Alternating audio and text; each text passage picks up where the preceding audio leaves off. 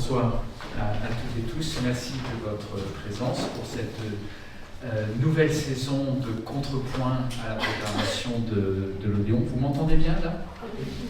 Donc, nouvelle saison. Je vous donne tout de suite rendez-vous pour d'autres dates si jamais ça vous intéresse. Le 13 mars pour un contrepoint à esthétique de la résistance. Et le 21 mai, un contrepoint à l'hôtel du libre-échange de Fédot. Bien sûr, il y aura de la communication qui sera faite sur ces deux dates. Vous ne nous connaissez peut-être pas tous les deux, nous voyons beaucoup de têtes connues dans l'assistance, mais nous sommes Anne Tomisch et Frédéric Regard, professeurs tous les deux à la Sorbonne. Et ces soirées de contrepoint sont réalisées dans le cadre d'une convention entre la Sorbonne et le Théâtre de l'Europe, l'Odéon. Alors ce soir, nous avons trois invités. Une table ronde donc, qui est organisée autour du spectacle de Camille Dagen sur Simone de Beauvoir, Les Forces Vives. Donc nous avons le grand plaisir d'avoir Camille Dagen, qui est la metteuse en scène, qui est aussi une actrice, auteure, et qui va nous donner son point de vue de praticienne du théâtre, mais aussi de penseuse et d'auteur sur le théâtre. Et elle sera secondée, si je puis dire, en tout cas elle sera entourée par Florence Rochefort, qui est chargée de recherche au CNRS, qui est une grande historienne des féminismes français.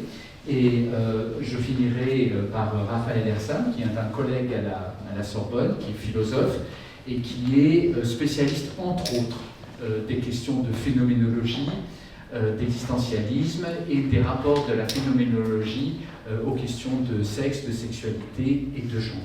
Je vais maintenant passer le micro à Anne qui va vous expliquer comment va se dérouler la séance. Merci. Alors, je rappelle juste que toutes nos séances ont en commun non seulement d'être des contrepoints à certains spectacles de la programmation du théâtre de l'Odéon, mais aussi à les interroger, ces spectacles, à partir d'un angle qui est celui des questions de genre. Alors avec Simone de Beauvoir, c'est pas très compliqué, mais enfin, c'est naturel. Et nos séances sont toujours organisées en 3 temps. Le premier temps, c'est une sorte de mise en bouche, l'apéritif. On va vous projeter quelques images, l'accroche. Ensuite, le second temps, ce sera la pièce principale, le corps du texte, si je peux dire. Ça sera notre table ronde à proprement parler, avec 3 grandes parties. Alors, chacune des parties, chacun et chacune de nos invités sera amené à répondre aux questions qu'on leur posera à partir de sa perspective, de son positionnement spécifique. Alors, les 3 grandes parties, on commencera par contextualiser Beauvoir, donc Beauvoir en contexte. Deuxième partie, on essaiera de réfléchir à la notion d'engagement et aux différentes formes d'engagement de Beauvoir, donc Beauvoir engagé. Et puis la troisième partie, on se concentrera sur la question du regard. Et on l'a intitulé Beauvoir en regard. Et le dernier temps, c'est vous qui aurez la parole. Donc le dernier temps, c'est un temps de questions avec le public. Voilà, j'espère que c'est clair. Donc premier temps, la mise en bouche. Et donc là, je suis censée manipuler ça très bien. Voilà. En 1950, Simone de Beauvoir reçoit la lettre suivante. « Je rédige ces lignes en cachette de mon mari. J'ai peur qu'il me surprenne. Je suis très malheureuse avec lui, il est violent, mais votre livre me donne le courage d'imaginer une autre vie. » Des lettres comme celle-ci, Simone de Beauvoir en reçoit des centaines depuis la sortie du deuxième sexe. Des femmes qui veulent avorter alors que la loi l'interdit.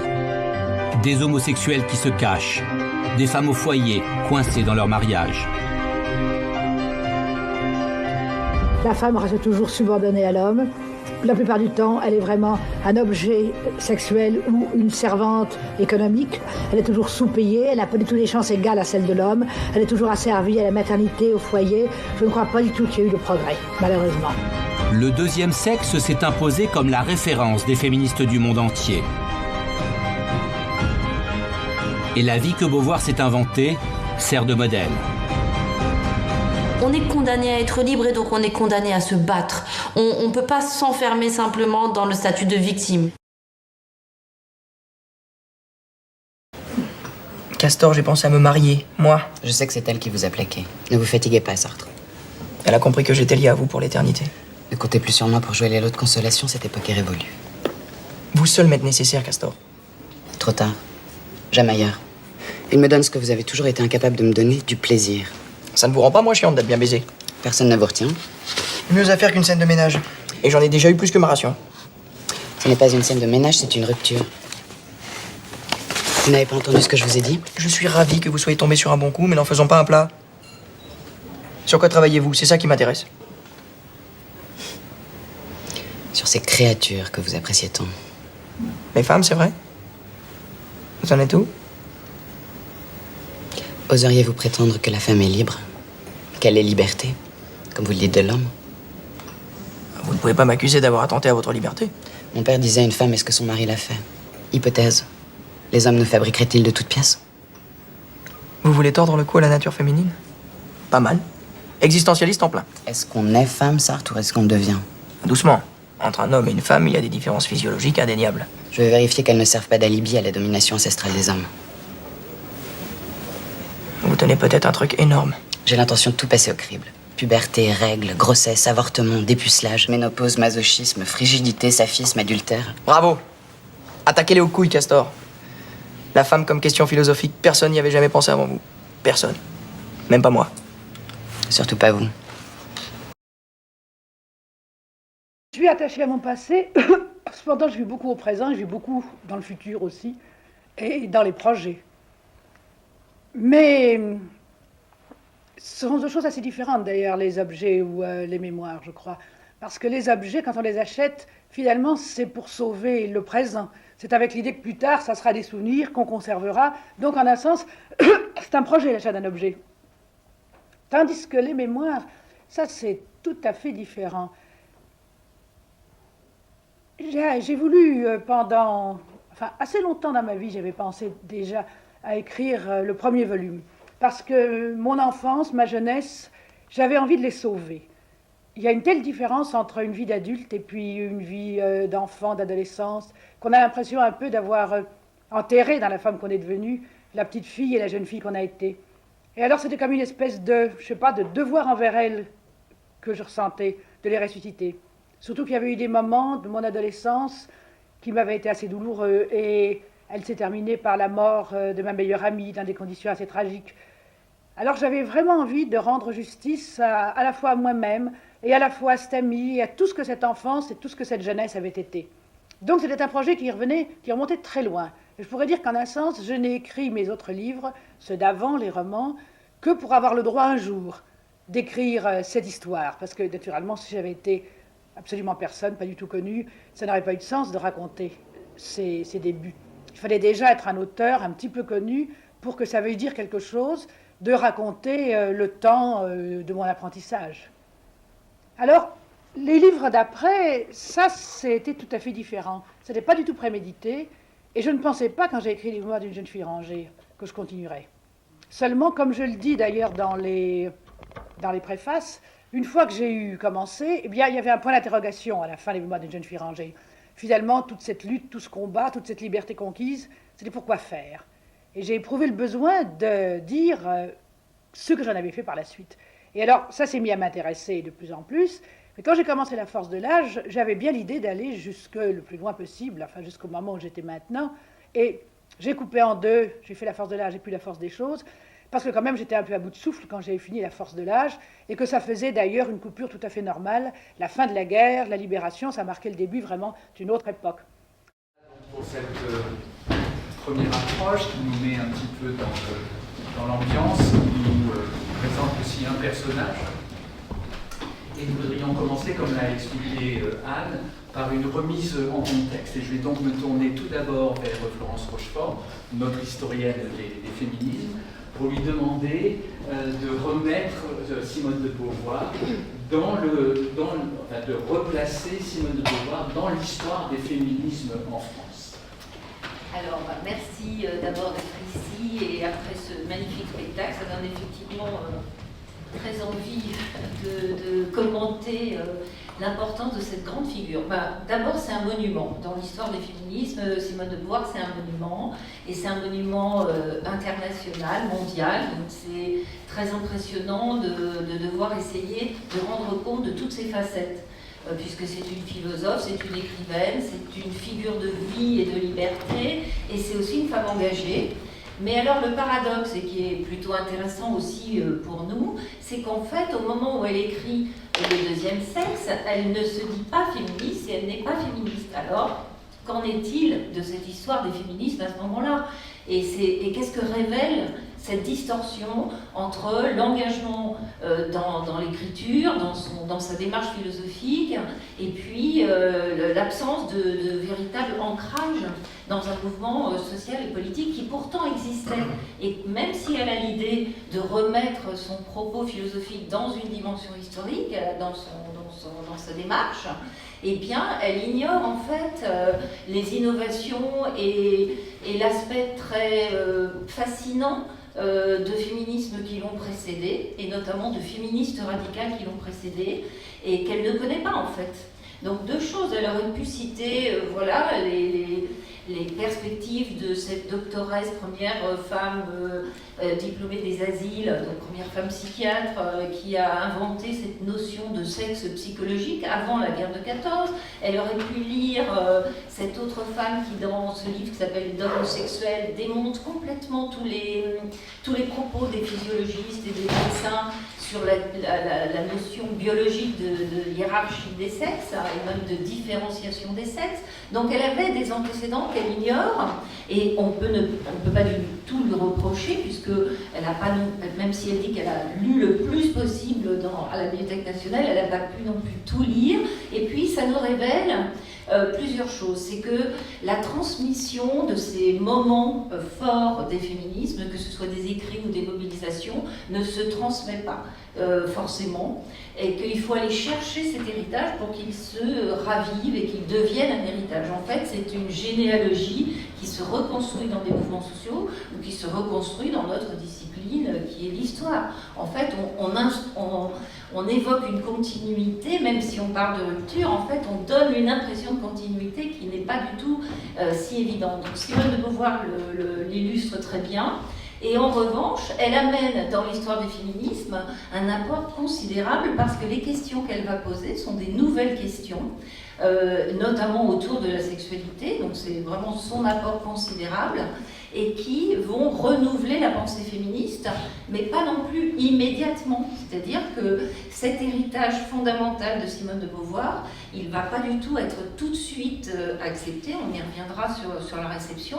Ça va passer par les États-Unis dans les années 1960, où les Américaines vont lire et s'inspirer de Simone de Beauvoir, sans toujours lui rendre hommage d'ailleurs, les féministes radicales révolutionnaires aussi.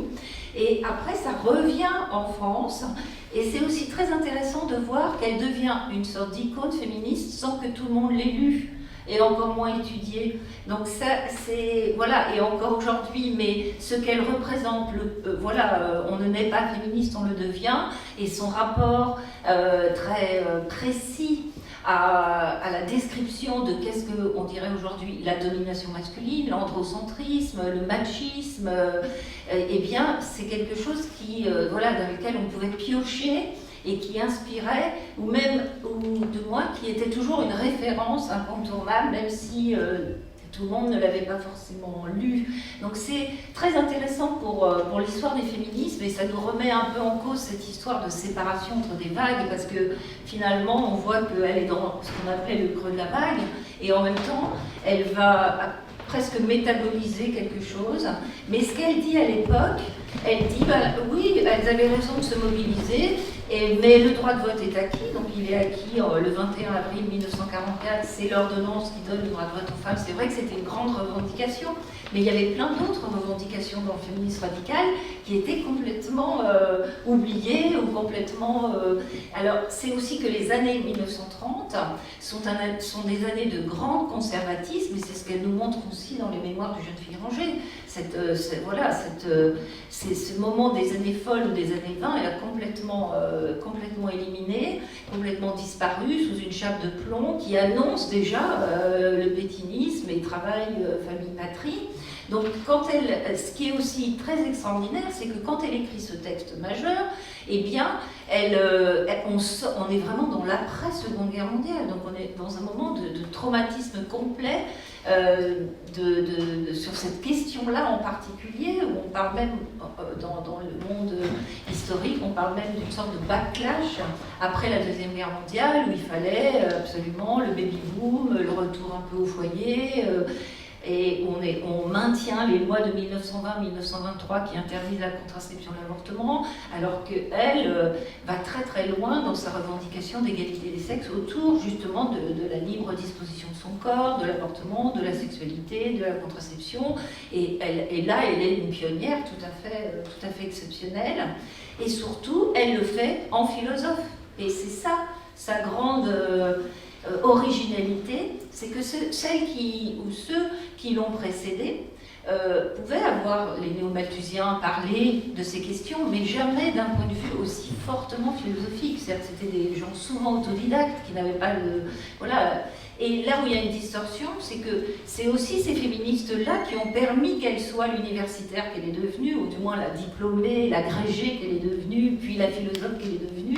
Et elle ne voit que ce féminisme réformiste, le droit de vote, la polémique est creuse, la polémique est close, pardon, et creuse, oui, c'était éventuellement, c'est comme ça qu'elle le voyait, et ça ne l'intéresse pas. Et c'est vrai que c'est un moment où il y a les féministes elles-mêmes qui ressortent exsangues aussi de cette période des années 30 et des années 40, ne sont pas du tout les récepteurs de cette pensée. Voilà, donc c'est toutes ces distorsions-là qui sont vraiment intéressantes. Et sinon, la remettre en contexte, mais c'est toute son œuvre aussi qui le dit, c'est comment elle s'est elle-même émancipée d'un milieu familial voilà, c'est aussi sa trajectoire qui est absolument exceptionnelle. Merci beaucoup, Florence. Florence vient juste de nous dire que Simone de Beauvoir, c'était bien sûr une femme engagée, mais c'était aussi une philosophe. Et donc on va se tourner vers Raphaël Ersam pour lui demander de nous situer Simone de Beauvoir en tant que philosophe dans l'histoire de la philosophie française. D'accord, merci beaucoup. Alors, dans l'histoire de la philosophie française, elle a effectivement une place assez singulière, puisqu'elle est l'héritière de toute une série de traditions françaises. En fait, elle a été formée à la Sorbonne auprès de Jacques Brunswick, qui était en fait le représentant du rationalisme français. Elle a écrit en fait sous sa direction un mémoire sur Leibniz. Elle est aussi l'héritière en fait d'une tradition de réflexion chrétienne. Elle a étudié auprès de Jean Baruzzi, qui était un des premiers introducteurs d'ailleurs de la phénoménologie allemande en France. Et elle s'est intéressée dès sa jeunesse à toute une série de penseurs chrétiens. En fait, on a perdu de sa part un mémoire rédigé donc à ses 20 ans sur la personnalité et qui était extrêmement imprégné de ses réflexions chrétiennes. Elle lisait aussi la Croix. Et elle a, dans les années 30, lu avec aussi beaucoup d'attention, même si elle s'était détachée du christianisme, tous les penseurs en fait, du personnalisme chrétien, comme Jean Val. Elle a lu aussi Jaspers, Gabriel Marcel. Et il se trouve qu'on comprend pourquoi, parce qu'un des représentants de ce courant personnaliste chrétien, qui est Emmanuel Mounier, en fait fait apparaître dans une introduction aux existentialismes juste après la Seconde Guerre mondiale, en fait une grande proximité entre des points de la pensée existentialiste sartrienne, qui ne mentionne malheureusement pas Simone de Beauvoir, et le personnalisme chrétien, à savoir effectivement la priorité de la question de l'existence et de l'inscription dans le monde par rapport aux questions de théorie de la connaissance, statut des idées, problème de logique, ou par rapport effectivement à ce qu'il considère être la philosophie des choses, tournée vers la matière, la technique, ses instruments, etc. Il considère que les thèmes de la finitude, du rapport à autrui, sont également prégnants en fait dans toute une tradition chrétienne qui est proche en fait de l'existentialisme non chrétien, nommons-le ainsi. Donc Simone de Beauvoir en fait a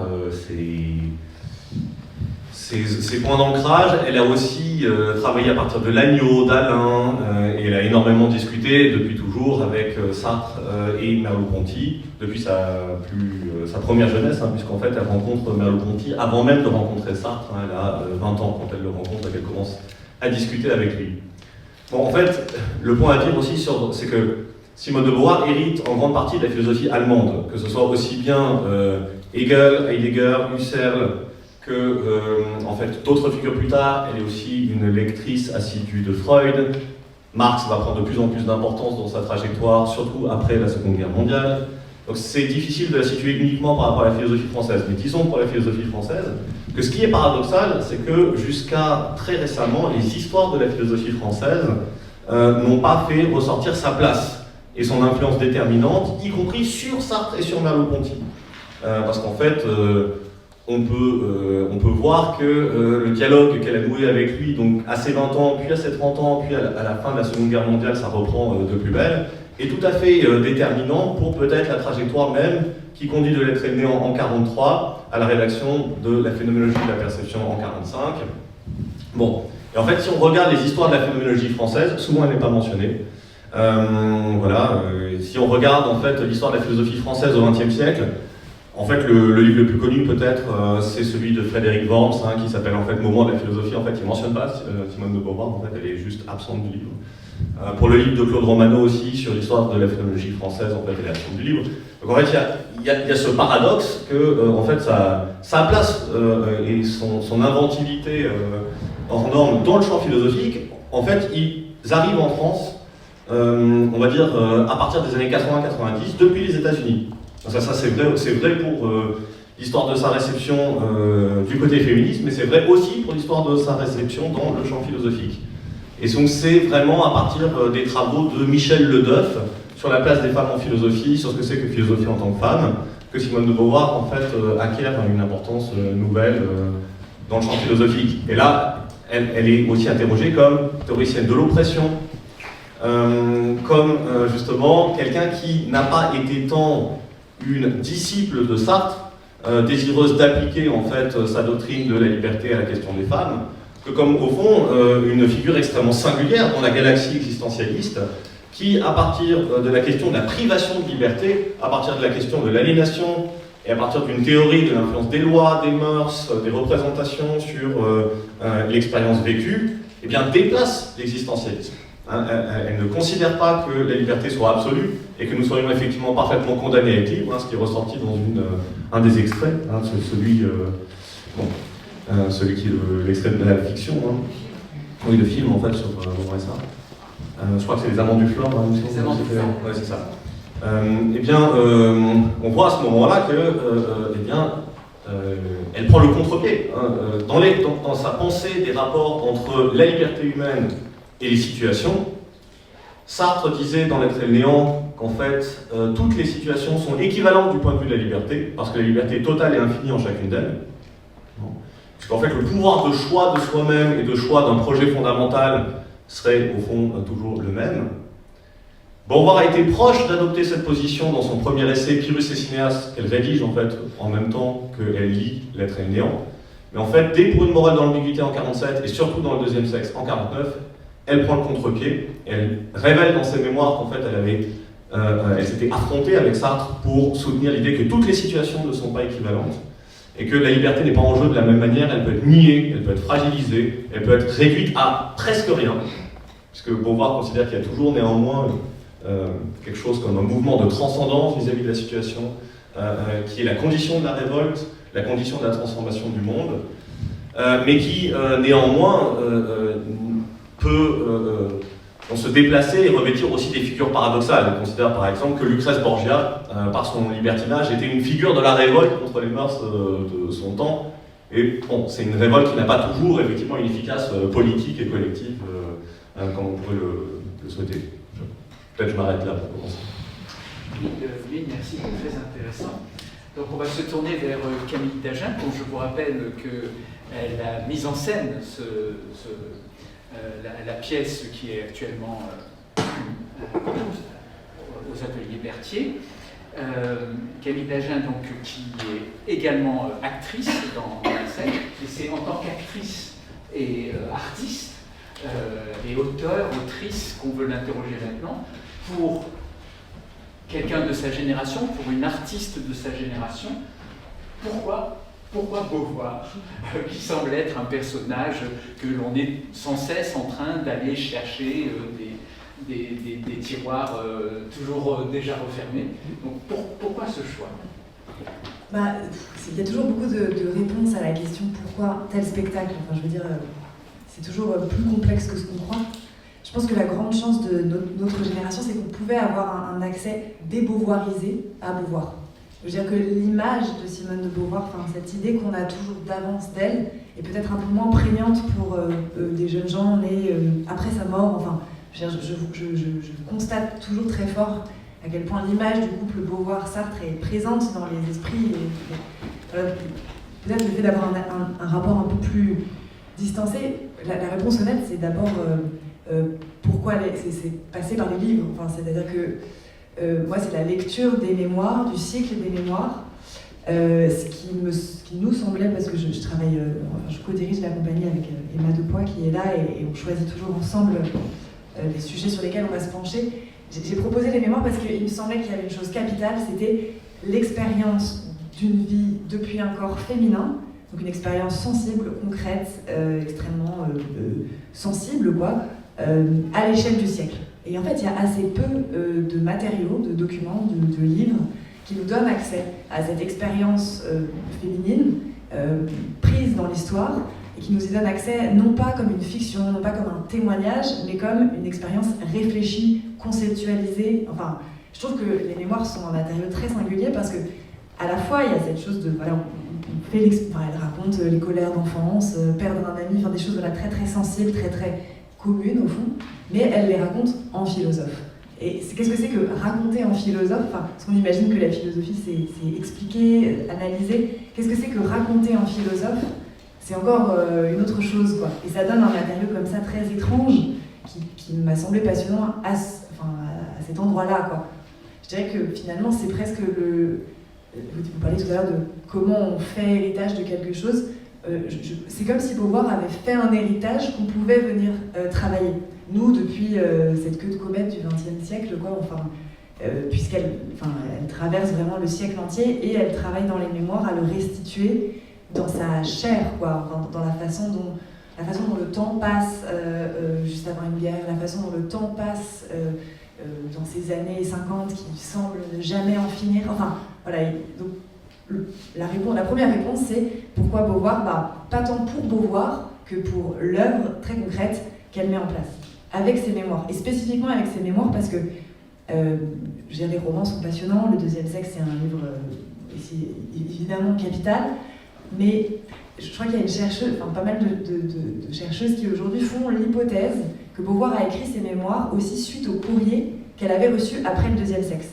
Parce que après, c'est drôle, vous avez montré ces images, effectivement elle reçoit énormément de courriers. Moi j'ai un peu lu la thèse de Marine Rouge qui travaille sur ça, où c'était lettres bouleversantes, mais souvent les femmes lui disent on sent que c'est un livre très important, mais on ne comprend pas, parce qu'on n'a pas la formation philosophique, parce qu'on n'a pas forcément lu Hegel, et du coup, donnez-nous un autre accès à cette pensée.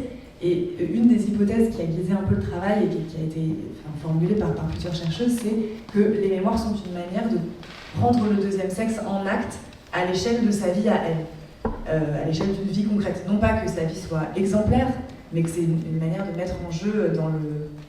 Oui, je sais pas comment dire, dans la chair réelle de son existence à elle.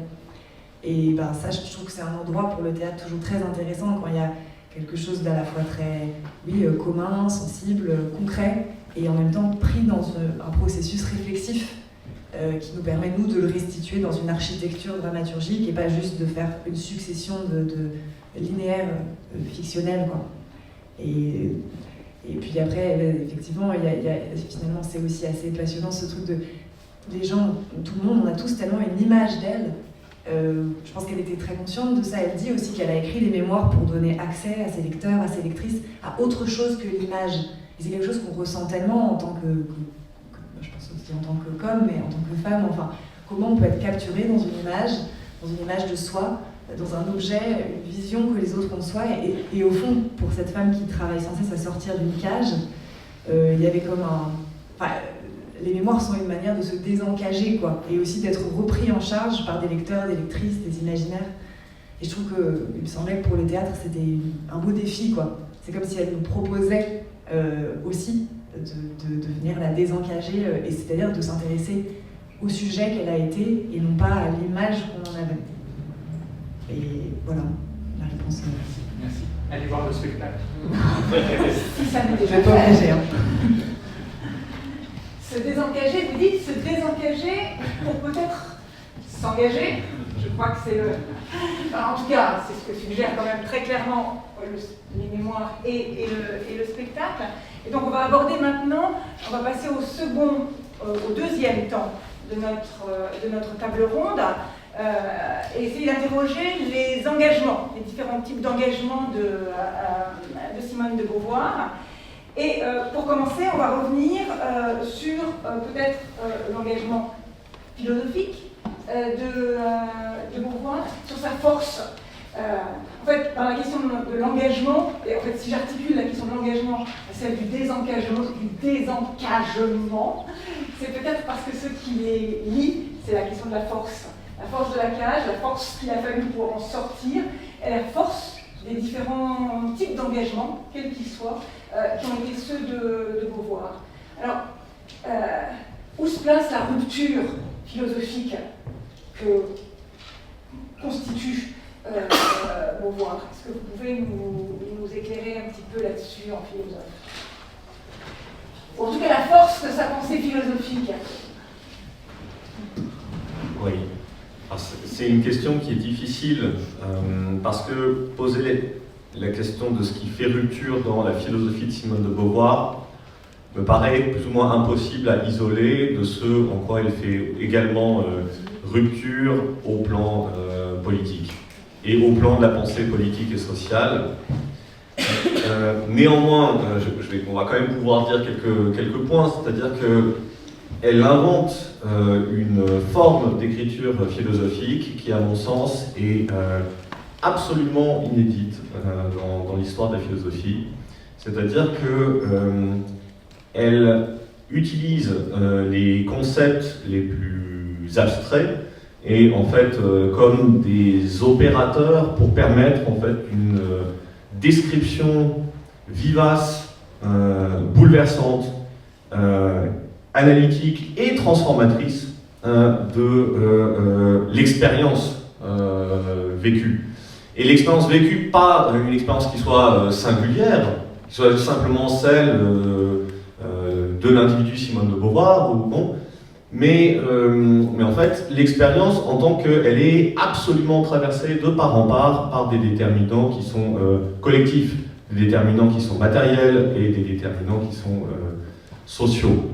Donc il y a quelque chose, c'est que, d'ailleurs, qui m'a complètement interpellé et je dirais transformé à tout jamais aussi en ouvrant le deuxième cercle la première fois, c'est que j'avais eu peu de livres de philosophie en main qui pouvaient de temps en temps vous forcer à arrêter la lecture parce que, disons, à la théorie se mêle le choc, au fond, d'être aussi renvoyé à soi-même et à sa position sociale, y compris d'ailleurs comme homme, hein, puisque en fait, je veux dire, une analytique générale du patriarcat et une phénoménologie effectivement de l'expérience vécue des femmes, ça bouleverse.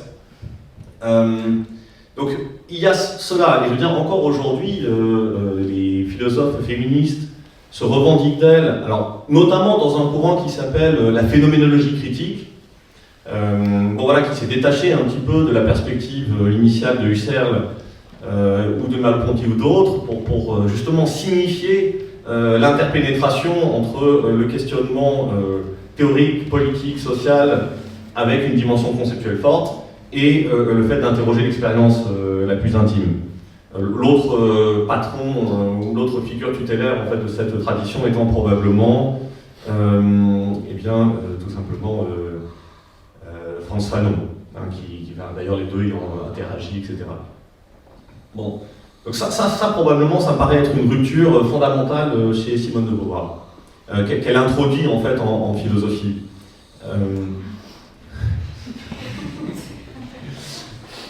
D'autre part, je dirais que le fait d'introduire les questions du sexe, les questions de la sexualité et en fait les questions aussi de l'intimité, les questions en fait aussi qui sont de la maternité, de l'enfance, les questions de position aussi, même si bon, on peut questionner la manière dont on l'a fait, mais les questions de la position de lesbienne, de position travailleuse du sexe, etc. D'introduire en fait ces questions en philosophie pour en faire aussi des opérateurs de déplacement des grandes théories philosophiques, c'est aussi quelque chose de complètement révolutionnaire.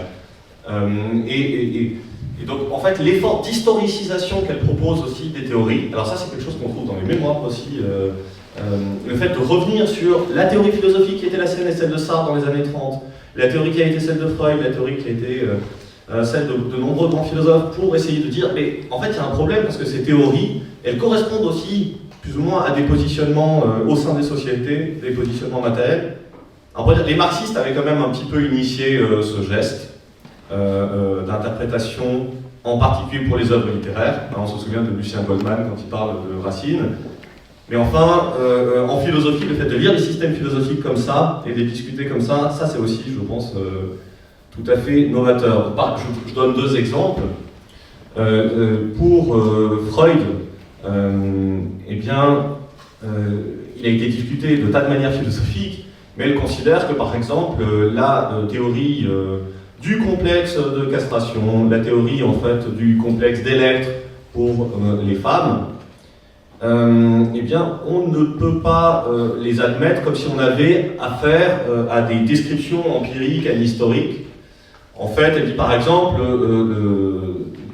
dans bien des familles, au fond, la figure du père n'est peut-être fantasmée ou enviée possiblement, et puis elle met un point d'interrogation, que parce qu'il est aussi directement compris par les petits garçons et les petites filles en particulier dans le deuxième sexe, comme au fond les porteurs de privilèges sociaux. Donc elle dit en fait, la théorie psychanalytique du phallus, c'est un énorme problème parce qu'il y a une sorte de dissociation qui est produite en général entre le phallus à titre de symbole de l'inconscient et puis en fait la place des hommes comme porteurs du phallus dans des complexes historiques qui sont totalement transformables, qui sont totalement contingents et qui sont très problématiques. Donc ça aussi, cette manière au fond de questionner la théorie psychanalytique à partir de la société d'histoire, c'est aussi une innovation sans pareil. Et on pourrait dire, voilà, même son dernier livre, j'en dis peut-être quelques mots, je ne veux pas parler trop longtemps, son dernier livre, La vieillesse, c'est aussi une révolution philosophique en soi.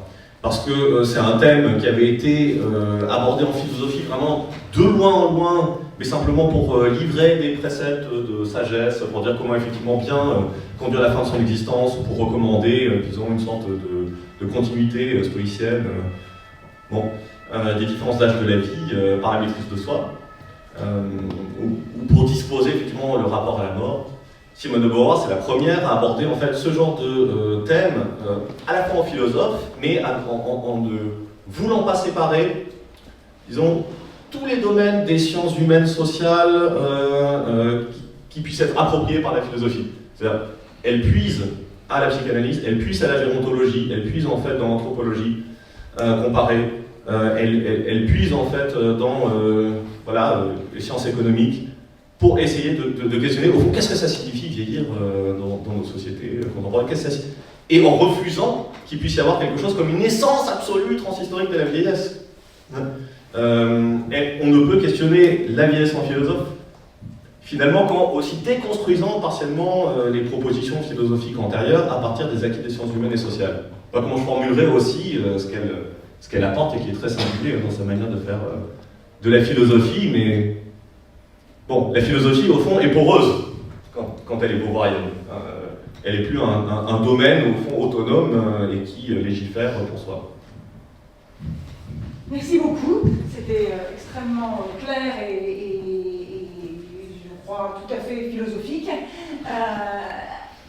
Si on bascule de la philosophie à l'engagement féministe, politique de Simone de Beauvoir, comment est-ce qu'on peut caractériser la force de ces engagements? Alors, le spectacle, en tout cas tel que moi je l'ai vu, mais le spectacle met l'accent en tout cas sur la place que les guerres, en particulier la guerre d'Algérie, mais pas seulement la guerre d'Algérie, mais en particulier la guerre d'Algérie, ont pu avoir dans la force de cet engagement.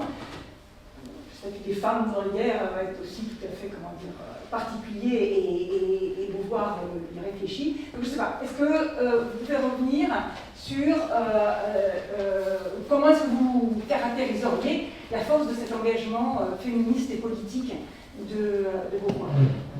Il y a plusieurs choses. Dans le spectacle, ce qui est très frappant, c'est qu'on historicise ce moment des mémoires et on montre vraiment de façon prodigieuse l'importance de ce contexte. Enfin, il y a une déconstruction. On est très beauvoirien là, hein. On passe vraiment l'expérience et l'histoire et ce dialogue, et ça nous fait comprendre que ce moment de la guerre d'Algérie, c'est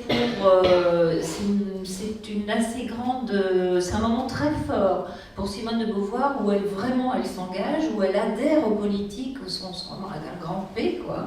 Ce qu'elle a loupé pendant la Deuxième Guerre mondiale. Voilà, ils sont passés à côté, comme elle est passée à côté dans les années 30 où elle dit « je ne m'intéressais pas au féminisme parce que je ne m'intéressais pas à la politique ». Ça, c'est elle qui l'écrit. Et en fait, elle a quand même cette frustration elle a une éthique de l'engagement, mais elle n'a pas pu le concrétiser, parce qu'elle n'avait pas à ce moment-là cette conscience politique. Donc là, l'anticolonialisme, et aujourd'hui ça devient fondamental, c'est de rouvrir enfin cette page historique du colonialisme et du décolonialisme, et de la décolonisation. Et là, c'est très frappant dans ses mémoires, l'importance de la lucidité.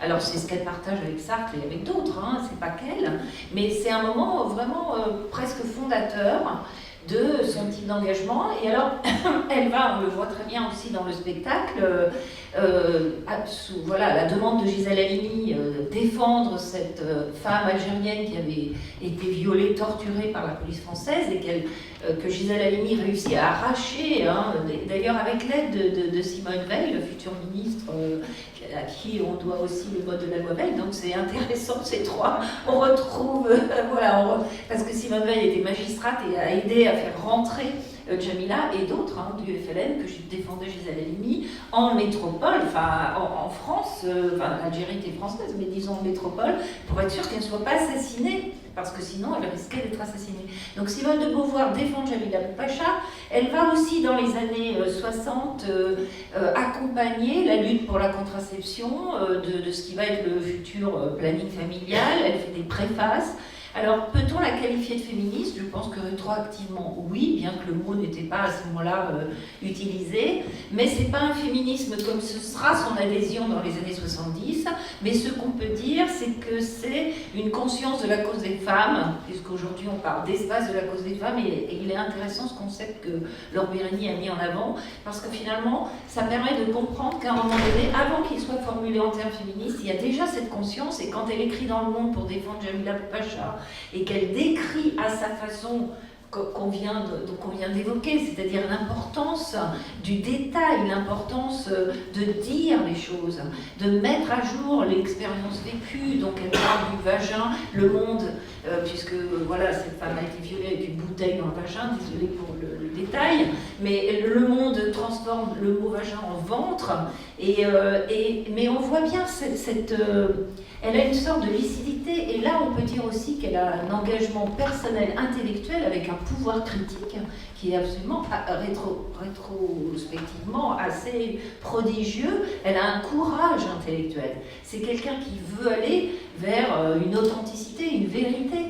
Et alors elle va trouver l'épanouissement total de son engagement dans le féminisme des années 1970. Donc là, elle devient tout à fait féministe, elle accompagne les féministes radicales, les féministes révolutionnaires, mais elle garde toujours aussi sa singularité, c'est-à-dire qu'elle est très proche de ce féminisme matérialiste, de ce révolutionnaire, mais elle ne rentre pas dans les querelles de ces courants, et elle va soutenir à la fois des féministes matérialistes et révolutionnaires, et à la fois des féministes plus réformistes, et elle va soutenir aussi le projet de loi antisexiste qu'elle va vraiment défendre intellectuellement. Elle met son intelligence philosophique au service d'une cause, souvent par des engagements aussi de manifestes, son argent, son soutien.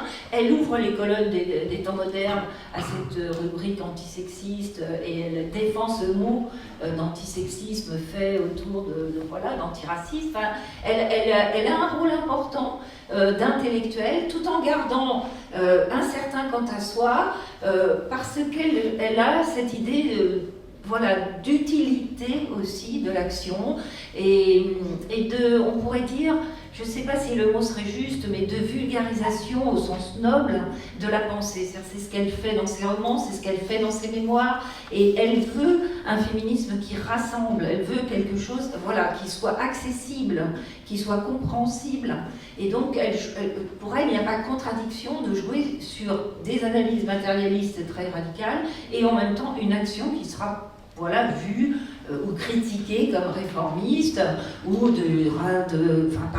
hyper critiquée par l'extrême gauche comme recours à la justice bourgeoise par exemple. Elle rentre mais pas du tout là-dedans. Elle a vraiment un féminisme, elle se place tout à fait au-dessus de ça, tout en ayant une joie d'avoir enfin un moment où elle adhère pleinement à quelque chose d'historique, et elle dit qu'elle trouve là enfin une véritable... Enfin, c'est comme si elle réunissait plusieurs facettes de sa pensée, de son engagement, et comme elle parle du futur, alors qu'elle parle beaucoup de la mort, la vieillesse, mais elle a quand même cette projection du devenir, du devenir, de l'émancipation, de sortir de l'oppression. Donc, elle trouve, dans ce milieu des années 70, elle trouve des interlocutrices, elle trouve de matière à rentrer pleinement et modestement, parce qu'elle n'en fait pas non plus un étalage, dans cette action, dans ce moment historique, qui du coup lui rend parfaitement hommage aussi. C'est-à-dire que c'est une rencontre dans les deux sens. C'est aussi parce qu'elle est présente que tout d'un coup on la redécouvre, on se met à la lire. Donc c'est aussi ces beaux moments de passé, présent, futur qui se jouent à ce moment-là. Donc elle soutient toutes les manifestations des féministes radicales dans les années 70, elle manifeste, elle va dans la rue, elle va appeler Sir Robinson pour les jeunes filles mères qui sont maltraitées. On la retrouve, elle signe le manifeste des 343, elle aura toujours et elle accepte d'être présidente d'honneur de choisir l'association de Gisèle Halimi, donc elle est restée, avec qui elle est restée en contact depuis la guerre d'Algérie.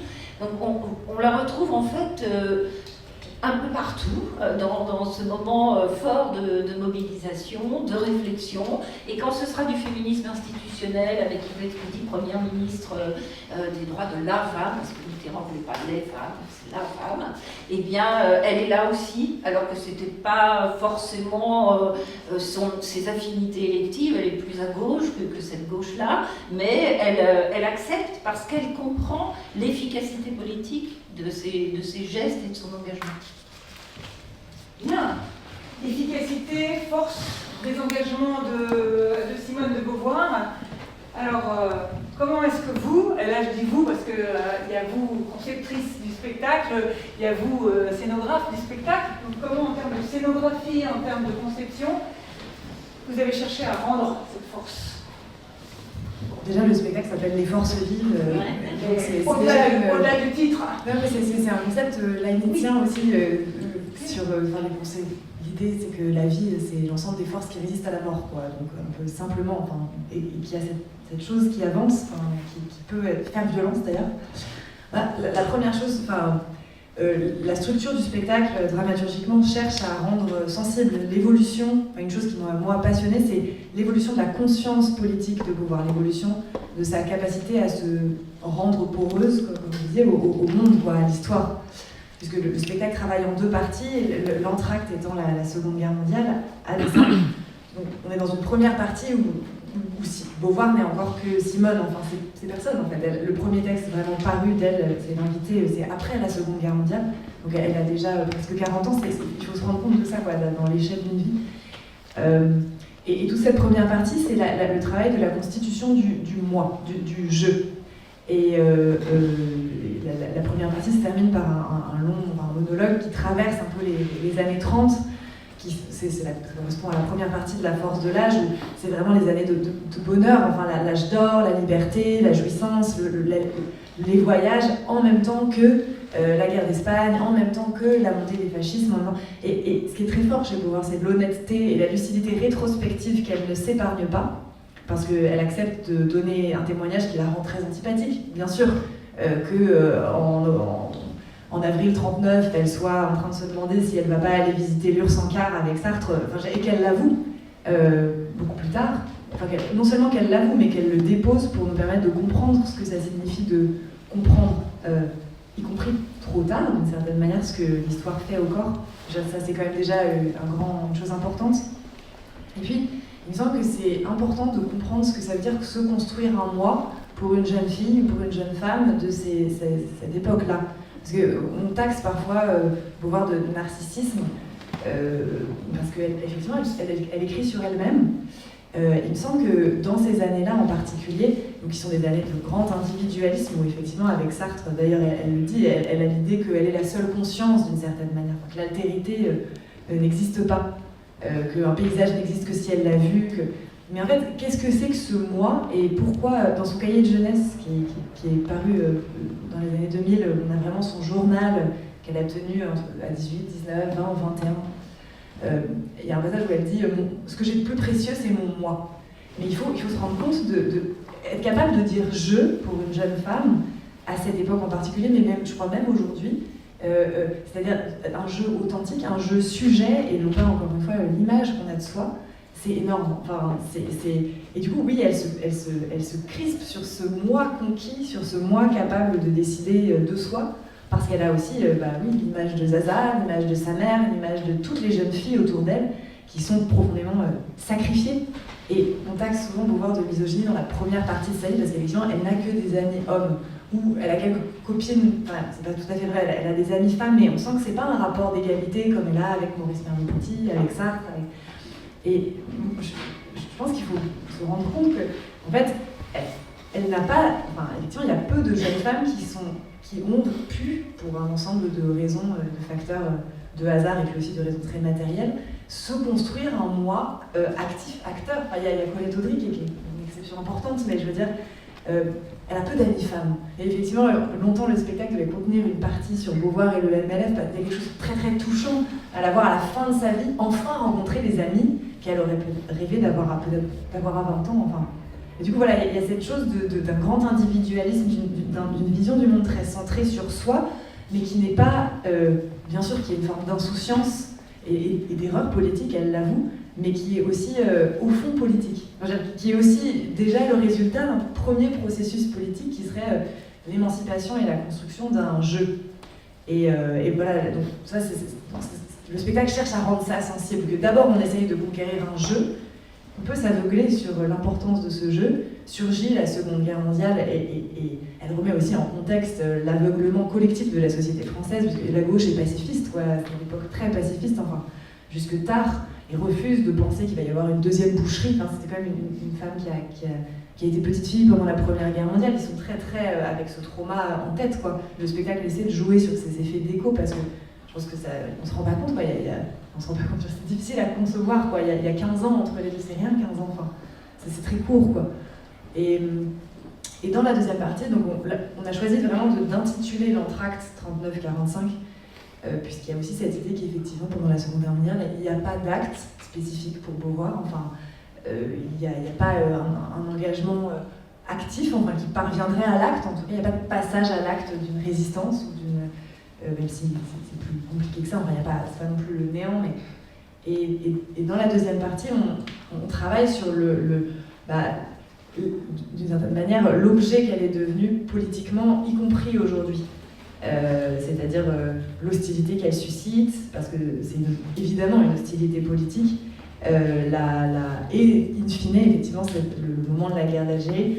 Moi, j'ai été très frappée quand j'ai lu les mémoires du caractère tout à fait différent du dernier tome, donc La force des choses, qui est en deux volumes, qui travaille à partir de 45 et jusqu'à 62, enfin jusqu'au moment de la publication. Donc, ça change vraiment, on sent qu'elle s'absente et qu'elle dit, mais en fait, j'ai compris, et elle le dit d'ailleurs explicitement, j'ai compris que mes mémoires, c'est de la mémoire de mon époque. Et donc, je travaille pour mon époque. Il y a vraiment un côté archiviste dans La force des choses 2, où il y a des notes de bas de page, des documents qu'elle sait qui vont être oubliés, parce que je pense qu'elle a aussi une très grande conscience que c'est une page de l'histoire de France qui va être mise sous le tapis de l'histoire. Et donc ça, en fait, on s'est dit qu'on ne pouvait pas ne pas en prendre acte, que c'était un geste littéraire et philosophique tellement fort qu'il fallait que le spectacle traduise ça. Et après, d'un point de vue peut-être plus physique, on s'est beaucoup posé la question... il y a deux choses. Je dirais qu'il y a la question des corps, puisqu'il y a quand même cette idée que... et il est très présente dans la philosophie de Beauvoir, effectivement, que c'est depuis nos corps qu'on opère. C'est vraiment une philosophie matérialiste, et c'est important de le dire, je trouve. Donc on a cherché à quel type de force permettent de résister, d'où vient la colère, vraiment assez concrètement. Dans la première partie, ça se travaille aussi avec cette figure donc, de l'amie, qui est comme plus insolente, plus active, plus vivante quand elles sont petites filles, et qui puis, en fait, est emportée par on n'arrive pas à résister, on n'arrive pas à s'échapper. Qu'est-ce qui fait qu'on s'échappe? Qu'est-ce qui fait qu'on arrive à déjouer le destin sociologique qui est le nôtre? Il y a évidemment une énergie, et puis aussi des choses un peu mystérieuses. Donc on a travaillé sur ça, sur le type de fièvre, le type d'alliance. Moi je pense que ça passe aussi beaucoup par l'amitié, les rencontres, la façon dont on se compose avec d'autres corps, d'autres énergies. Je sais que Beauvoir a beaucoup lu Spinoza, et j'avais cette idée toujours en tête, quel type de force on voit au plateau. Donc on a cherché à ce que la première partie soit tout le temps en train de moduler des intensités physiques, et à montrer aussi comment les corps bourgeois, très dessinés, très corsetés, et la comédie bourgeoise familiale de sa petite enfance, au fond, avec l'avancée du temps, se crispe et se défait jusqu'à devenir parodique. On a cherché à ce que les corps expriment le type de vieillissement, le type de raidissement que font l'apesanteur des conventions sociales, l'apesanteur du patriarcat, et aussi à l'inverse, comment un corps peut se déployer quand il arrive à... Et au plateau, on a travaillé avec un système de modules qui bougent de plus en plus, qui recomposent sans cesse des cages de plus en plus étroites jusqu'à être balayées et à ouvrir un espace complètement vide, mais cet espace vide est encore hanté. Et la deuxième chose, c'est que c'est toujours... de toute façon, c'est jamais théorique, mais on voulait rendre sensible aussi la rémanence. C'est-à-dire le fait qu'en fait, c'est aussi... les mémoires et le spectacle sont aussi une histoire... humblement, l'histoire, on n'est pas historien, mais je veux dire une histoire du fascisme français, du type de fascisme, en tout cas d'ultra-conservatisme français. Parce que Beauvoir naît quand même dans son père, le meilleur ami de son père est à l'Action française, se réjouit qu'on soit allé tabasser Blum, et qu'on ait essayé de lui faire boire de l'huile de ricin.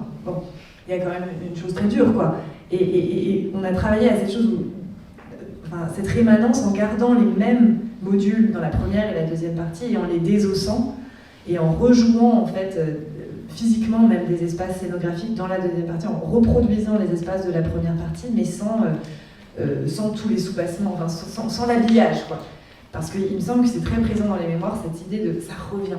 Elle arrive dans la guerre d'Algérie et elle se met à réentendre, ces gens-là sont des mauvais Français et des défaitistes, elle se met à réentendre les rengaines ultra-conservatrices de son enfance, et leur édulcoration par une certaine manière de faire comme si ça n'était pas du fascisme, alors que ça en est, pour elle en tout cas, et je pense aussi. Donc on a travaillé aussi sur ça, sur le retour du même. Au fond, on ne sort jamais de la cage. On peut s'échapper de la bourgeoisie de droite, d'ultra-droite de son enfance, croire qu'on a pris son envol et se la reprendre en pleine figure à 50 ans. Je crois que c'est ça qui crée cette grande violence et ce vieillissement, cette sorte de maladie de la mort, quoi, qui les saisit avec Sartre dans ces années-là. Enfin, on sent qu'il y a une âpreté du rapport à l'âge, puisqu'ils ont à peu près 50 ans au moment de la guerre d'Algérie, et on sent qu'il y a une... Ça nous intéressait beaucoup aussi, ça, c'est qu'est-ce qui nous fera vieillir? Qu'est-ce que c'est le type de durcissement du monde qui nous défait? Et comment on y résiste aussi avec plus de raideur, quoi.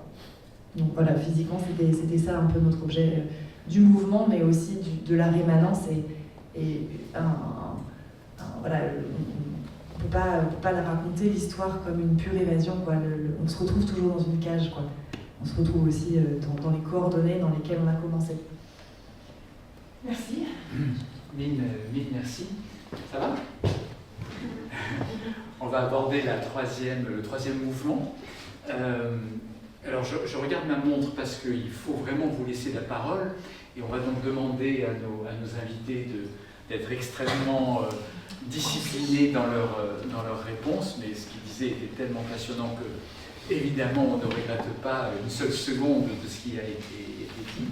Et cette troisième partie est consacrée à la question du regard, parce que ce qui nous a frappé, Anne et moi, non seulement en relisant les mémoires, mais en voyant le spectacle, c'était l'importance du regard. Il nous a semblé que c'était un concept, mais aussi une question pratique et puis scénographique absolument cruciale.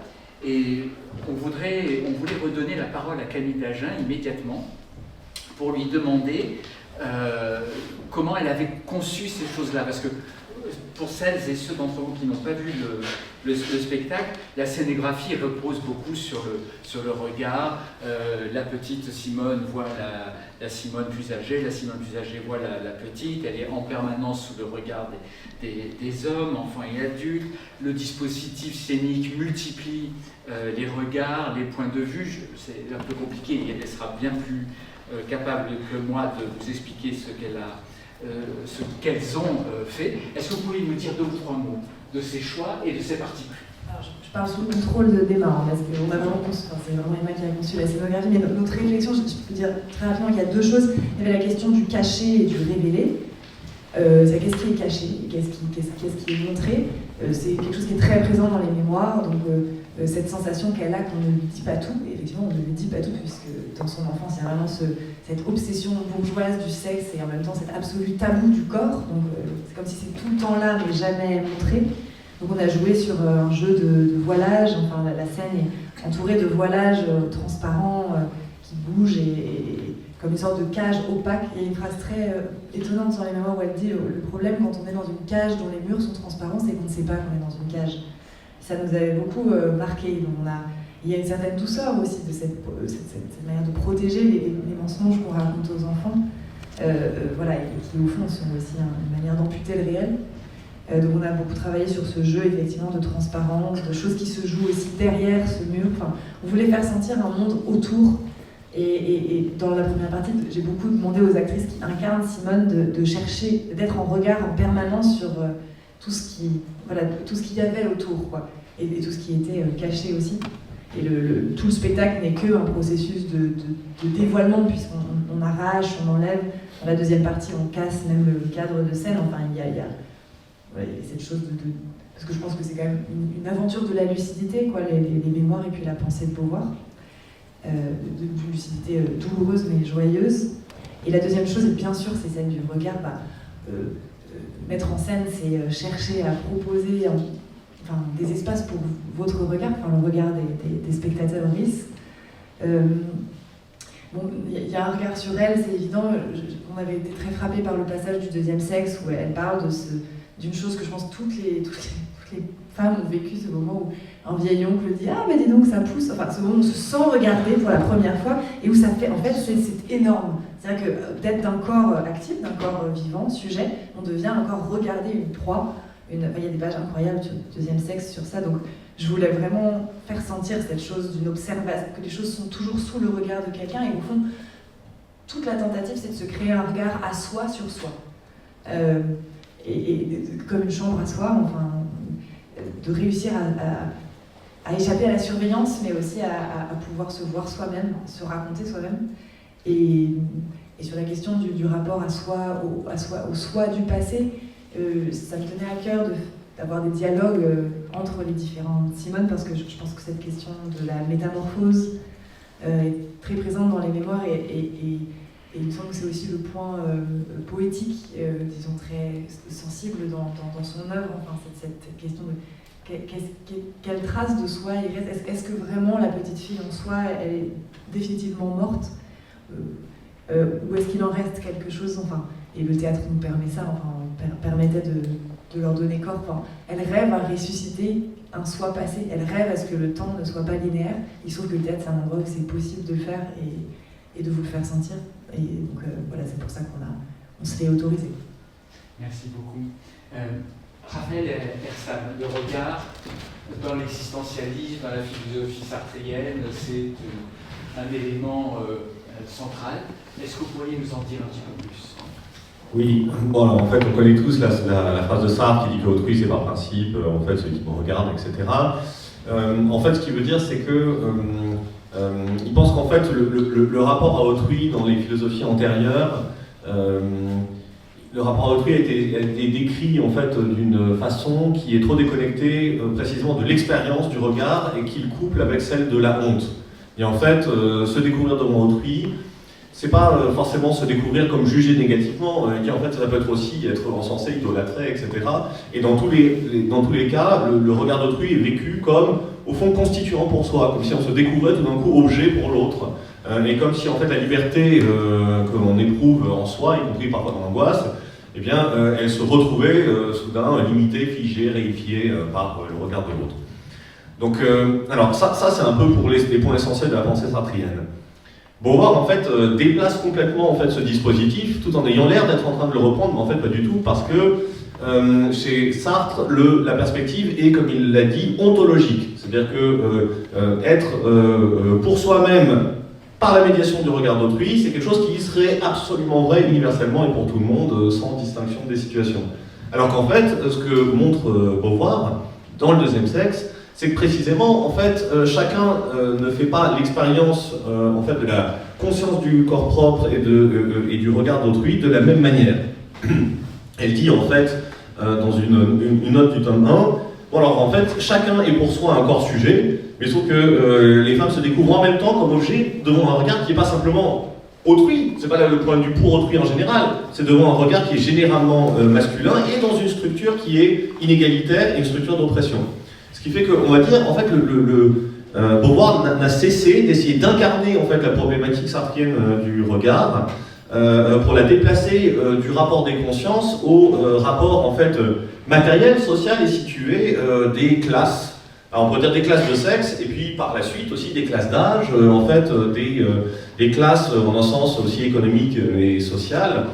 Et on pourrait dire que plus les choses vont, plus en fait dans son dernier livre sur la vieillesse, elle essaye de montrer qu'en fait, oui certes, les personnes qui prennent de l'âge se découvrent aussi regardées par autrui, regardées en fait par les personnes qui travaillent, regardées par les jeunes, etc. Et d'ailleurs, une des dernières scènes que tu as choisies, hein, c'était le moment où en fait, elle raconte avoir été vue au Luxembourg par une personne qui lui dit « mais en fait, tu me rappelles ma mère, vous me rappelez ma mère, etc. » Et elle se redécouvre une dernière fois, donc ça c'est typiquement une scène qui met en jeu le regard de type sartrien.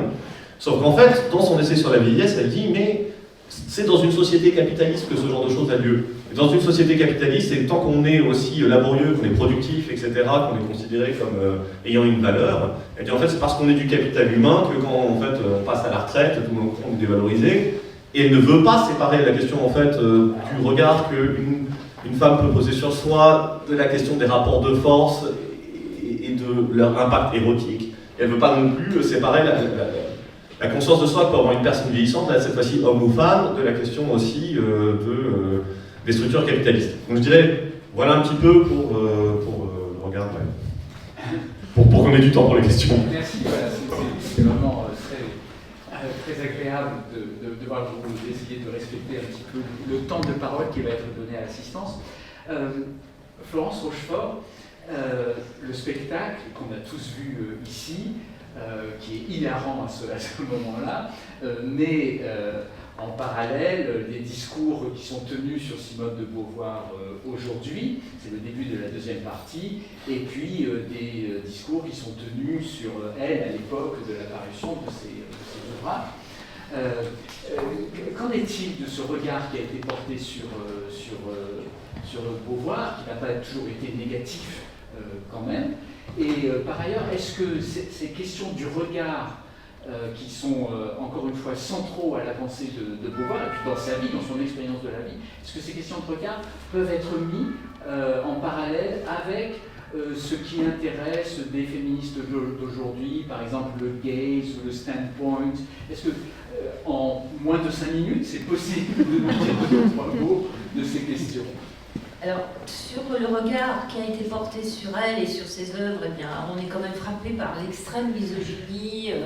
Elle dérange parce qu'elle est aussi extrêmement rigoureuse. On le voit dans des extraits d'interviews où vraiment elle ne se départ jamais de sa rigueur philosophique. Et quelquefois, c'est même comique. Entre le journaliste, pas forcément qui n'a jamais lu ni Sartre ni Beauvoir, mais qui la ramène toujours à Sartre. Donc, premier regard, c'est toujours l'autre de Sartre, c'est toujours la compagne de Sartre. Voilà, c'est pour ça que ce spectacle est aussi réjouissant, comme tu l'as dit, c'est que ça y est, on est passé, on a passé une étape là. On est redécouverte avec un regard qui se débarrasse du grand homme et qui se débarrasse peut-être aussi de ce qu'elle-même a mis en place parfois comme mythologie. Elle le dit elle-même, d'être la seconde, ça m'arrangeait bien aussi parce que ça lui permettait peut-être de préserver sa singularité. Bon, sans doute, il y aurait des choses à dire, mais c'est pas la question. La question, c'est que le regard qui a été porté sur elle était particulièrement biaisé, soit on ne s'intéresse qu'à la compagne de Sartre, soit on ne s'intéresse qu'à sa vie sexuelle. Alors encore aujourd'hui, même dans la dernière biographie assez remarquable, je trouve qu'on passe beaucoup trop de temps à savoir avec qui elle couche et comment elle couche. Enfin, il y a un moment où on s'en fout complètement et on a envie de savoir des choses bien plus pertinentes que nous montre ce spectacle, et tu en parles vraiment très très bien en plus, mais on a du mal à sortir de ces regards justement qui sont en fait souvent assez médiocres par rapport à quelqu'un dont on ne supporte pas la puissance d'intelligence, dont on ne supporte pas l'émancipation sexuelle effectivement, et dont on ne supporte pas qu'elle-même ait déconstruit les regards que les hommes portent sur les femmes, et donc tout ce regard androcentré. Et juste une chose, quand on a fait ce livre-là sur l'histoire des féministes, où on voulait un peu renouveler le récit, on s'est posé la question de l'intersectionnalité, et en relisant Beauvoir, ça nous a vraiment sauté à la figure que très souvent, en tout cas dans le deuxième sexe, elle fait toujours le juif, le noir, la femme. Et en fait, elle dit très explicitement qu'elle s'inspire, tout à fait, elle revient des États-Unis, elle s'inspire de l'analyse qu'ont faite les penseurs noirs, notamment l'écrivain Richard White ou Du Bois, sur la conscience, en fait, comment on intériorise le regard de l'autre et qu'on se perd. On n'est plus rien, on n'est plus que l'objet du regard de l'autre, et que du coup on ne peut plus s'émanciper parce qu'on est toujours inhibé par le regard de l'autre. Donc et voilà, et ça nous a paru aussi. Et donc pour répondre à la question, je crois qu'elle offre aujourd'hui, même si ses œuvres, c'est pas un bréviaire, et des tas de choses sont complètement dépassées, bien sûr, elle réfléchit avec les outils qu'elle a. Et donc, mais elle ouvre vraiment, d'abord, elle ne théorise pas, elle pense, ou elle théorise et elle pense, donc elle ouvre quelque chose, c'est toujours en dynamique, et ensuite elle ouvre vraiment la perspective sur ce que sont les recherches aujourd'hui sur le genre, c'est-à-dire la déconstruction, le fait de partir de l'expérience, ça a été aussi toute l'histoire du féminisme, donner la parole aux femmes, la voix des femmes, le vécu. Aujourd'hui, on élargit aux genres, aux minorités sexuelles, etc., pour repenser, finalement, refonder d'autres savoirs, d'autres cultures. Et là, elle a un geste inaugural qui est incroyablement moderne, elle est vraiment d'une modernité inouïe, même si Ce qu'elle dit, par exemple, sur la lesbienne est très critiqué, même sur... Enfin voilà, il y a des critiques, mais c'est tout à fait évident qu'un texte écrit en 49, ou des... Voilà, même ce qu'elle peut... Et puis elle a ses propres contradictions quand elle écrit ses mémoires. Et ça ne me semble pas du tout négatif de la critiquer. Au contraire, je pense que c'est qu'elle stimule la pensée aujourd'hui et qu'elle a pointé du doigt, y compris, ce sera mon dernier point, je regarde là, sur le fait de se prendre soi, parler de soi pour parler de l'histoire et parler du contexte et d'être toujours conscient à la fois de l'importance du je et du moi pour l'émancipation, mais que cette émancipation n'est toujours que dépendante du contexte. Et c'est exactement ce qui est quand même assez caractéristique de la pensée d'aujourd'hui, pas seulement dans le féminisme, qui est de revenir à soi, à l'ego, y compris à un narcissisme peut-être parfois, voilà, des réseaux sociaux ou de la mise en scène de soi, mais la prise de conscience se fait par le je, JE. Et elle est déjà dans cette dialectique, on va dire. Et finalement, elle répond bien à quelque chose qui peut être très inspirant, en tout cas qu'on lui reconnaisse cette modernité tout à fait extraordinaire. Bien, merci beaucoup. Il nous reste un petit temps pour les questions. Et donc, eh bien, les questions, c'est vous. Donc la parole, elle est à vous. Moi, j'en ai plein de questions. Alors, si vous n'en avez pas, je ne vous en pose pas. Mais...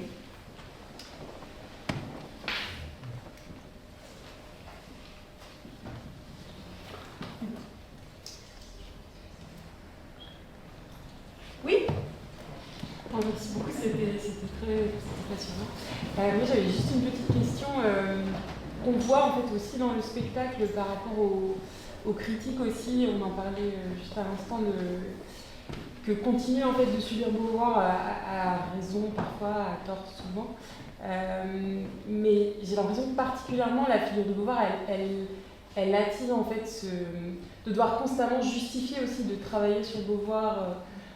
Par rapport à la question de la résistance, par rapport à la question du féminisme blanc, bourgeois, qui efface la question noire dans le deuxième sexe, par rapport aujourd'hui plutôt à la question de la pédophilie. Et c'est aussi difficile du coup de la mettre en scène ou de travailler sur elle, parce que j'ai l'impression qu'on doit d'abord se justifier en fait de parler d'elle avant même de pouvoir parler d'elle. J'aurais bien aimé juste vous entendre un petit peu là-dessus. Oui, c'est tout à fait vrai. Enfin, on a beaucoup entendu pourquoi Beauvoir, Enfin, après, le geste artistique, c'est toujours un pillage, quoi. Nous, on est allé chercher ce qui nous semblait actif politiquement, artistiquement, enfin. Et puis un spectacle, c'est toujours une série de choix. Sur la question du féminisme bourgeois, pour moi, je pense que le rapport de Beauvoir à la bourgeoisie est très intéressant. Enfin, elle a vraiment une analyse sociologique de son propre privilège. Enfin, il y a un bouquin passionnant qui s'appelle Le privilège de Simone de Beauvoir. Elle le conscientise. Et de fait, on avait aussi conscience que le public de théâtre est souvent un public bourgeois, en grande majorité. Pas seulement, heureusement, mais je veux dire, mettre en scène ce que c'est que cette bourgeoisie française, qu'est-ce qu'elle fait sur les corps, ça me semblait une opération de lucidité assez utile, quoi. Sur la question du féminisme non blanc, blanc ou non blanc, il est certain que Beauvoir, en 1949, n'a pas une pensée de l'intersectionnalité en acte dans le deuxième sexe. Après, c'est ce que vous disiez, et c'est très fort, effectivement. C'est en revenant des États-Unis et en ayant parlé avec son ami Wright, que je dis, en fait, il faut comprendre aussi les solidarités de classe, de caste, sur parle de caste, collectivement, qu'est-ce que c'est le type d'oppression. Donc elle pense à partir de la pensée antiraciste aux États-Unis, l'antisémitisme. Après, Beauvoir est vraiment, il me semble qu'il y a une sorte de confusion sur la question de l'universalisme. Enfin, je veux dire, moi, je pense que notre spectacle s'inscrit dans une pratique située qui est le théâtre en France aujourd'hui. De la même manière, il me semble que la trajectoire de Beauvoir et la pensée de Beauvoir ne prétendent pas à l'universalisme, sans être pour autant une politique des identités. Et c'est à cet endroit-là qu'elle m'intéresse, c'est-à-dire qu'elle donne du grain pour comprendre qu'est-ce que c'est que la pratique de construction de soi, et en même temps, elle ne se laisse pas définir entièrement, elle est vraiment dans ce jeu-là, quoi. Et après, sur la question de la pédophilie, qui effectivement, bon, déjà, c'est quand même vraiment une critique de droite. Hein. Enfin, il faut quand même savoir que dans l'histoire de la réception de Beauvoir, et encore aujourd'hui, il y a quelques articles qui ont paru dans la presse sur le spectacle, et il y a encore des commentaires sur le fait qu'elle a eu des histoires d'amour lesbiennes avec certaines de ses élèves les plus âgés, et que Sartre en a eu aussi après. Déjà, il y a quand même une imprécision qui est parfois, qui est en fait de la manipulation intellectuelle. Et puis moi, j'étais extrêmement troublée j'arrête pas de me dire, est-ce qu'on me poserait cette question si je travaillais sur notre précédent spectacle? On a beaucoup bossé sur Guy Debord et Johnny Rotten, des figures éminemment plus problématiques à l'endroit du commerce sexuel. Enfin, je veux dire, et personne ne m'a jamais demandé si Guy Debord couchait avec des mineurs. La réponse est oui. Enfin, je veux dire, personne ne m'a jamais dit, mais Johnny Rotten est quand même très antipathique. Et vraiment, oui, on n'arrête pas de dire pourquoi Beauvoir. Il y a une phrase dans le spectacle qui est très forte, je trouve, qui est dite par le président de la commission de sauvegarde, qui dit « Djamila Boupacha, elle n'est pas sympathique ».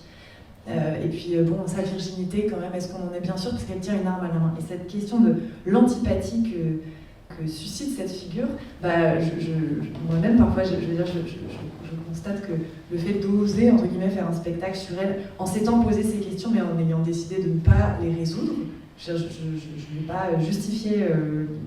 j'ai décidé que le spectacle n'allait pas se charger de répondre à ce type de haine, parce que c'était pas son endroit de travail, et puis aussi parce qu'on se propose comme un début de piste, quoi. Le but, c'est que les gens aillent lire et se fassent leur idée, quoi, et de proposer une œuvre bien distincte. Mais j'ai conscience que ça me rend aussi pas sympathique. Et c'est une expérience intéressante. Mais je pense, je veux dire, c'est important, en fait, d'affirmer avec force. Et puis c'est vrai aussi que, oui, Beauvoir est critiquée pour... Oui, c'est une autrice bourgeoise, blanche, elle le dit, elle le nomme, et le travail... il se trouve que notre distribution n'est composée que de personnes blanches, sur le plateau, quoi, je veux dire. C'est une réalité qui est liée au fait que... je ne voyais pas... les acteurs avec qui je travaillais, de fait, sont des personnes blanches, et je ne voulais pas aller voir quelqu'un de non blanc en disant « Je voudrais que tu joues dans mon spectacle parce que t'es non blanc », parce que pour moi, sensiblement, c'est plus raciste, et ça m'aurait mis dans un rapport de travail qui me semblait impossible. En revanche, du coup, on s'est demandé, ok, qu'est-ce que c'était d'être une personne blanche face à la guerre d'Algérie, et comment, nous aussi, on peut travailler à cet endroit-là, quoi. Donc, c'est une situation en acte, quoi, mais qui ne prétend pas parler à la place d'eux. Et bien sûr, on n'allait pas représenter Djamila Boupacha, c'était impossible. Enfin, je réponds un peu à la question. Est-ce qu'il y a d'autres questions? Oui. Est-ce que, à travers l'image de la maman, Françoise, dans la mise en scène, bien sûr, est-ce que ce n'est pas une représentation des femmes qui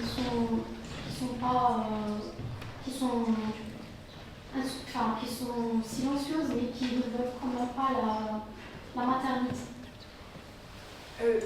Parce qu'on la voit dépasser, après je me rappelle une phrase, elle est énervée, et après elle répond, elle dit les enfants viennent de la mousse, mais sans douleur. Et moi je l'ai vu comme une représentation de la femme qui n'est pas nécessairement rebelle, qui ne veut quand même pas le mariage. Il y a un très beau livre de Beauvoir qui s'appelle Une mort très douce, où elle décrit la mort de sa maman. Et elles avaient des rapports très conflictuels, comme on voit dans le spectacle. C'est sûr que Françoise de Beauvoir, elle incarne une féminité extrêmement conventionnelle, parce qu'elle est aussi l'objet de son milieu. C'est une fille de banquier de Verdun, hyper catholique, couvent des oiseaux. C'était impossible pour elle d'imaginer une autre vie. Elle est complètement en accord avec ce que dit le père, une femme, et ce que son mari l'a fait. Je n'ai pas cherché à ce qu'on puisse... elle est présente, et je voulais la traiter avec... pas comme une caricature, lui donner un peu d'âme, un peu de chair. Je ne pense pas qu'elle aurait pu imaginer ne pas vouloir des enfants. En revanche, il y a cette nervosité, j'ai fait beaucoup travailler à l'actrice comme une chose toujours corsetée, toujours empêchée. Elle n'a jamais le temps de parler. Sur scène, tout le temps, quelqu'un lui coupe la parole. Quand elle commence une chose, quelqu'un l'interrompt toujours. Bon, les enfants sortent par l'anus et sans douleur, c'est une phrase c'est vraiment ce qu'elle disait à sa fille. Et c'est la seule discussion qu'elles aient eue sur la sexualité. Et bien oui, tu as raison, on peut y voir peut-être l'impossibilité de se dire que c'est passé par soi. C'est effectivement, il y a une sorte de dépossession du corps de la mère tellement grande dans ce milieu et dans ce système-là que, d'une certaine manière, les enfants ne peuvent pas passer par soi. Ils sortent forcément par un endroit détourné. Mais je ne pense pas qu'elle-même elle aurait souhaité que ces deux filles, ce qui n'a pas du tout marché, se marient et aient des enfants. Et il y a un rapport comme ça de honte et d'amour très noué. Mais Beauvoir lui donne quand même une grande place, donc il faut bien en faire quelque chose.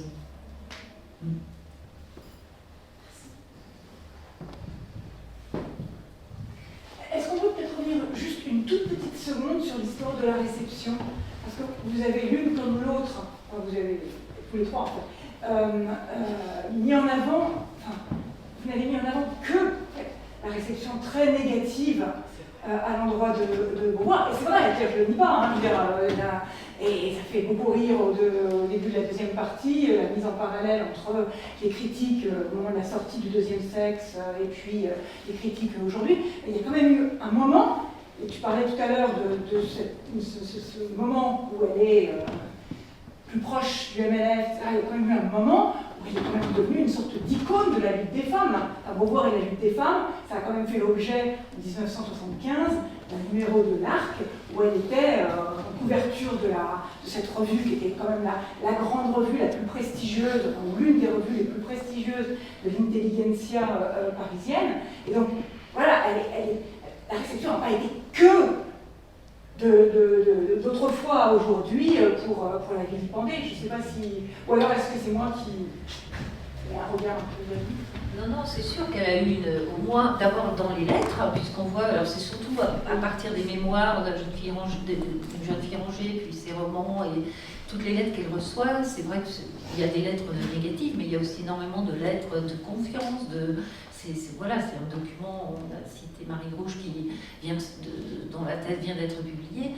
Voilà, c'est des documents magnifiques. Et là, on comprend, c'est intéressant d'avoir une analyse aussi, disons, de classe, parce que voilà, l'élite ne reconnaît pas Beauvoir avant que peut-être grâce au féminisme des années 70, elle devienne de nouveau cette personnalité. Puis voilà, le temps a un peu aussi fait que c'était difficile de la contourner, vu son succès mondial aussi, les traductions, le prix Goncourt, enfin voilà, elle a une reconnaissance de son vivant, mais avec toujours une personnalité souvent qui irrite ses détracteurs, à la fois le contenu et puis à la fois, voilà, parce qu'elle ne fait aucune concession aux normes de féminité, de séduction dans l'interview. Elle répond toujours sur le fond, c'est presque drôle d'ailleurs. Voilà, elle répond toujours sur le fond et pas du tout en essayant de trouver un moyen de séduire la caméra. Bon, donc elle résiste continuellement aux attentes par rapport aux normes de genre, elle les transgresse tout le temps. Et c'est vrai que donc, dans ces lettres, qui sont des femmes anonymes, qui sont des femmes voilà, dont en général on ne lit pas les écrits, qui n'écrivent pas, là on trouve une réception tout à fait exceptionnelle. Et c'est aussi intéressant que ce soit aujourd'hui qu'on s'intéresse à ce type de réception. C'est-à-dire qu'on est peut-être en train non seulement d'avoir une culture un peu plus mixte, moins androcentrée, et qui remette Simone de Beauvoir pleinement dans l'histoire philosophique et dans le corpus philosophique. Et puis on a aussi une histoire des réceptions culturelles qui peut-être change un peu la focale et qui montre tout à fait des réactions beaucoup plus empathiques, même dithyrambiques. Oui. 3 micro-points de complément. En fait, sur sa réception, moi j'avais mentionné sa réception intellectuelle positive aussi dans le courant de la phénoménologie critique. Il y a 2 figures, par exemple, capitales de l'histoire aussi des féminismes qui sont en fait en dialogue direct avec Beauvoir, y compris pour la recevoir positivement parfois. C'est aussi de très importants concluants. Judith Butler fait partie de la réception aussi positive de Simone de Beauvoir. Oui, mais ça c'est très contemporain. Ah bah oui, bien sûr, mais c'est quand même important de le dire. Oui. Et c'est aussi le cas, il y a une influence indirecte sur Monique Wittig, qui est aussi une figure... Sur Monique Wittig. Et oui, direct et indirect, c'est un peu les deux. Parce que, en tout cas, et Christine Delphi et collègues Guérin, il y a beaucoup de gens qui reçoivent en fait Simone de Beauvoir. Donc ça, voilà, c'était pour dire aussi dans voilà, parce que et un deuxième point aussi que je voulais faire remarquer sur la réception, c'est que contemporaine de Simone de Beauvoir, paradoxalement, elle est parfois plus brandie en fait comme une icône aujourd'hui par, disons, des figures plus conservatrices. Donc en fait ce qu'il y a c'est que comme le fait qu'elle était aussi importante dans l'histoire aussi des luttes politiques et l'histoire des féministes fait que parfois c'est plutôt des figures comme Elisabeth Badinter qui vont dire ouais Beauvoir c'est vraiment génial parce que elle était concentrée sur les combats essentiels qui étaient voilà, la contraception, l'avortement et tout ça c'est gagné donc c'est super donc Simone de Beauvoir c'était la vérité et au fond les féminismes contemporains seraient des sorties de route, des fausses routes, on regarde. Donc moi, ce que j'ai trouvé vraiment particulièrement génial dans le spectacle de Camille Dagen, c'est précisément que Beauvoir est aussi mise en avant dans la deuxième partie du spectacle notamment, pour, disons, certains de ces combats qui sont généralement pas mentionnés, un petit peu aussi, bon, peu lus, peu travaillés, alors qu'on voit à quel point elle était radicale, et y compris dans des dimensions de son œuvre qui ne sont pas encore aujourd'hui complètement reçues.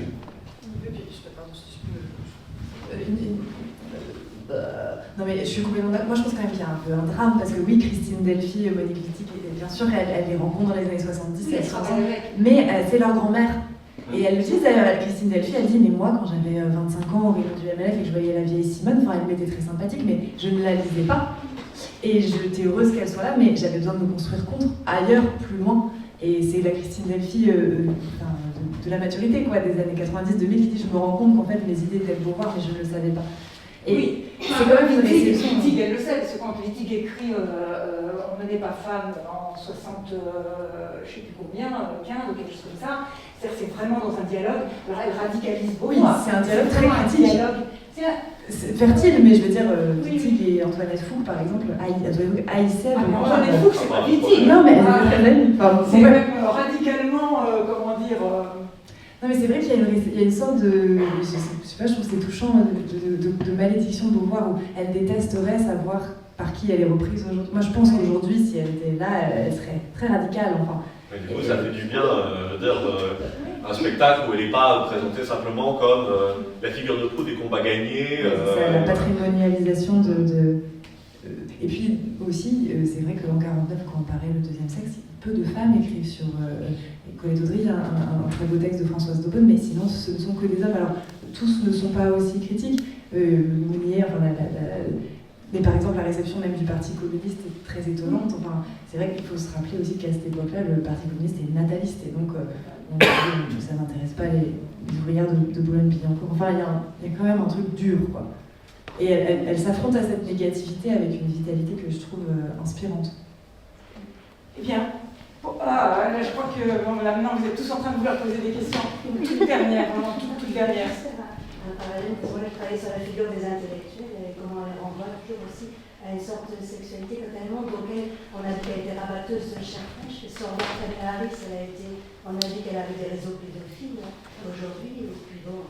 Emmanuel Macron est homosexuel, il y a Brigitte qui serait trans, et donc il y a cette transphobie qui revient à chaque fois sur les personnalités et qui est envoyée à la sexualité.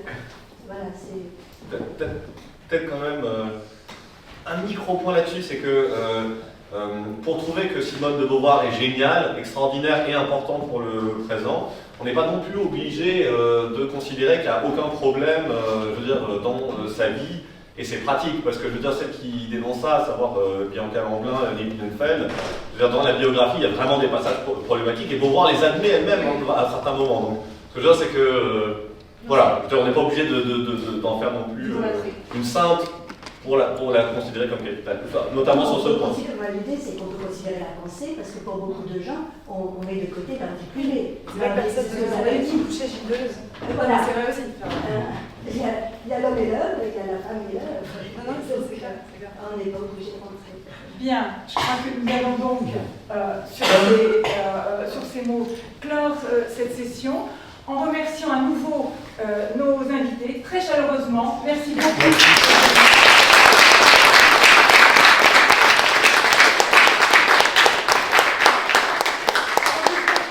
Très bonne soirée, fin de soirée, et en vous donnant rendez-vous bien la prochaine fois, le 13 mars, autour du spectacle, ou à partir du spectacle de Sylvain Creusreau, l'esthétique de la résistance, pour penser les questions de genre liées à la résistance.